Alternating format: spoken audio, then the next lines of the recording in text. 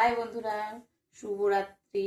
এই যে রাত্রেবেলা কি মেনু করব দেখাচ্ছি। এইখানে আছে পালং শাক, পালংটাকে বেটেছি, পালং পাতা। এখানে আছে আদা রসুন কাঁচা লঙ্কা বাটা, এটা পনির, আর এই যে পেঁয়াজ কুচি, এটা লঙ্কার হলুদ, এটা লঙ্কার গুঁড়ো, নুন, আর এখানে আছে চিনি। এই যে পালং পনির, এই যে কড়াইটা বসিয়েছি, এবার স্টার্ট করব। এতে দিয়ে দিয়েছি তেল। এবার তেলটা গরম হলে পনিরটা দেব।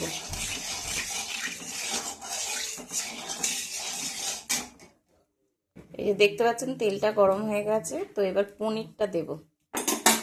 এই যে পনির,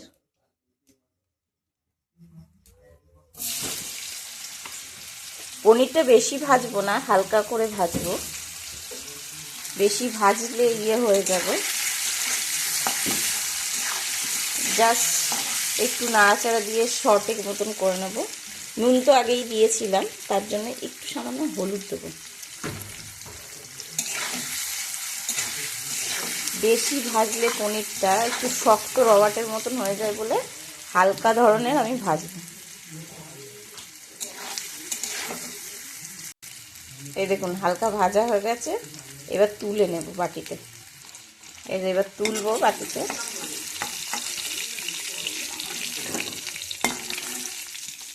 এই যে বাটিতে তুলছি।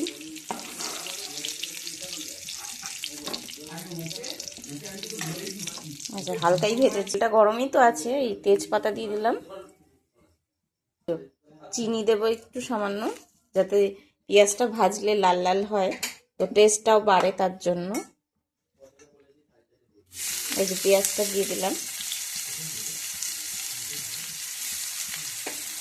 তো পালং পনির রুটি বলো পরোটা বলো খেতে খুব ভালো, রুটির সাথে তো বেশিই ভালো লাগে।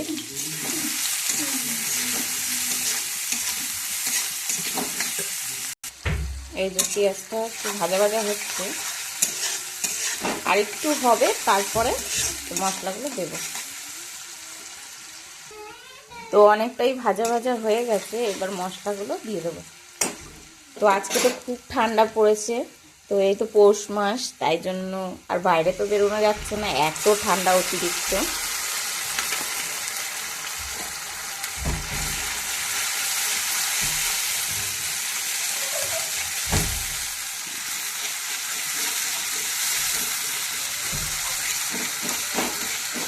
মশলাটা ভালো করে কষিয়ে নিচ্ছি।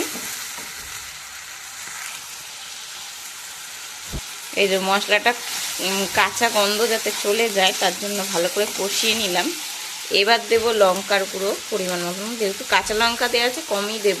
এই যে পরিমাণ মতন লঙ্কার গুঁড়ো দিলাম। শাকে শুনেছি খুব একটা নুন হলুদটা দেয় না, তাই জন্য আমি কমই দিচ্ছি বড়দের কথা শুনে। আর নুনটাও পরিমাণ মতন দিলাম, চেখে দেখব, তারপরে আবার দেব। তো দিয়ে ভালো করে কষিয়ে নিই যতক্ষণ না তেল ছাড়ে।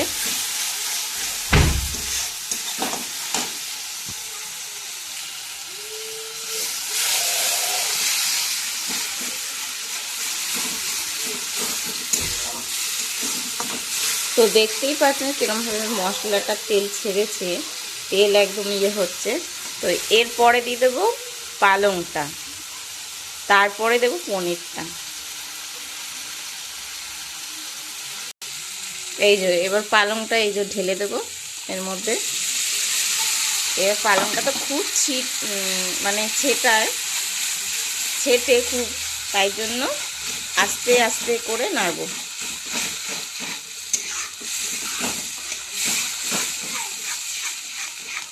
হুম হুম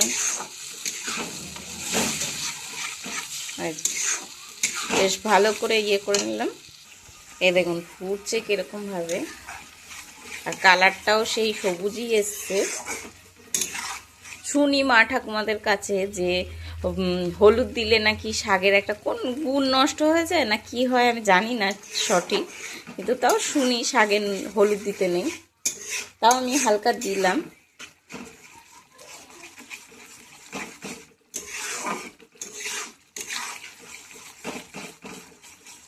তো খুব গায়ে ফোটে ফোটে বলেই তো ওই জন্যই অসুবিধা হয়। তো তাই জন্য একটু নেড়ে নেড়ে দিচ্ছি। পনিরটা দিতে ভুলে গেলাম, এই বলতে ভুলে গেলাম দেখাতে। তো ছেলে যখন করছিল, বদমাইশি করছিল, তো কালারটা দেখেছেন এরকম ইয়েটা আসবে, আর কি ফুটছে দেখুন। তারপরে লাস্টে বাটার দিয়ে দেবো। এটা নান রুটি বলো, তন্দুরি রুটি বলো, পরোটা বলো, খেতে দারুণ লাগবে। আপনারা টেস্ট করে বানিয়ে দেখতে পারেন ঘরোয়াভাবে। আমি এটা সত্যি বলতে বেশি কিছু দিইনি, আমি ঘরোয়াভাবেই টেস্ট করে দেখেছি, তো খুবই ভাল লাগে।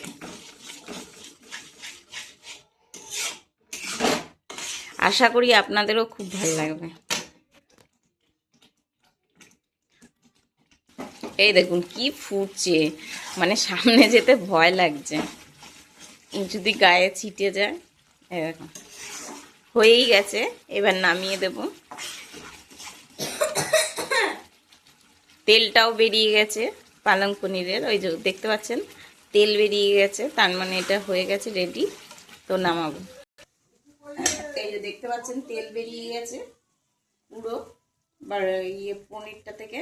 এইবার নামাবো।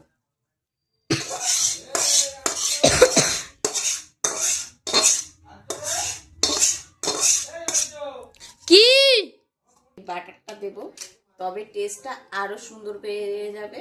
তো আপনাদের যদি ভালো লাগে তো অবশ্যই কমেন্ট করবেন ও লাইক করবেন ও সাবস্ক্রাইব করবেন। তো খুবই ভাল লাগে এরকম ভাবে খেতে, রুটি বলো পরোটা বলো যা দিয়েই খাবে। তো এবার বাটারটা দেব। দেখতে পাচ্ছেন কালারটা এত সুন্দর কালার এসছে।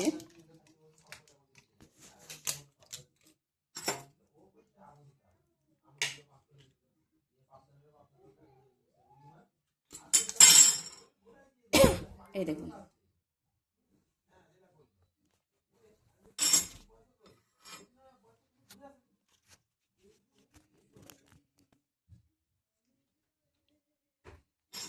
এই দেখুন এত সুন্দর হয়েছে। তো আপনারা খেয়ে দেখবেন, কালারও সুন্দর এসছে। আমি তো হেভি টেস্ট হয়েছে, আমিও করে দেখেছি। তো বাই।